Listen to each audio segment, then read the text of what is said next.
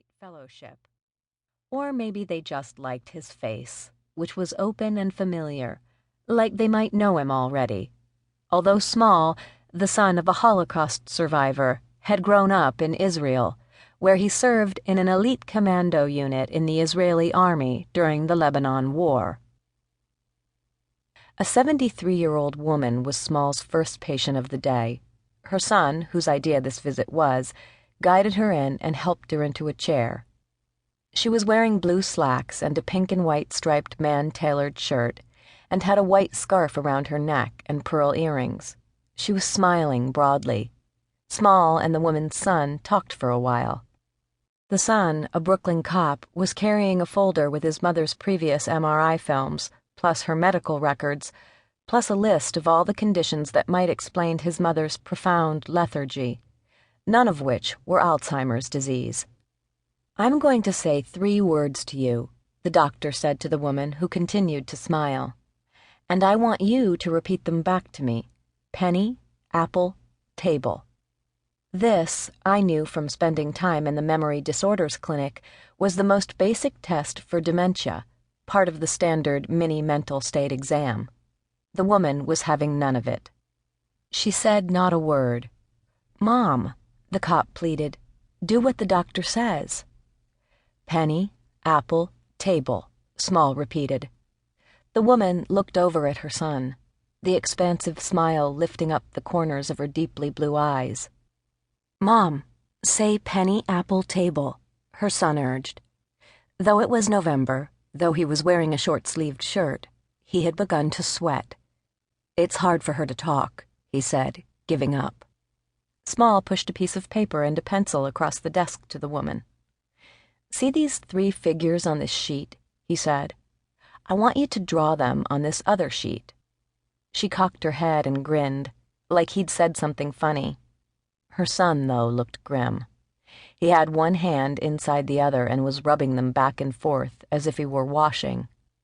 "Pick up the pencil, Mom," he said in his best cop voice, and roused perhaps by its authority, she did. "The doctor would like you to make copies of these figures," he told her, his voice becoming gentle again, his tone solicitous. She wrapped her fingers around the pencil and scratched a few lines on the paper before pushing the pencil and paper back across the desk. Even from where I was sitting, I could tell that what she had sketched was not a cube or a house or a 3-dimensional abstract of intersecting squares or polyhedrons. Halfway across the room, and I could see that what she had drawn was the glyph of disease. Minutes later, the doctor spoke the words. "Alzheimer's disease," he said. By then, the woman was snoozing quietly in her chair, and the doctor was telling her son. And because love is invested with hope, he protested, naming other conditions, listing various syndromes, enumerating different possibilities. Small listened, nodded, and then repeated the diagnosis. He was unequivocal. He asked the cop if he understood.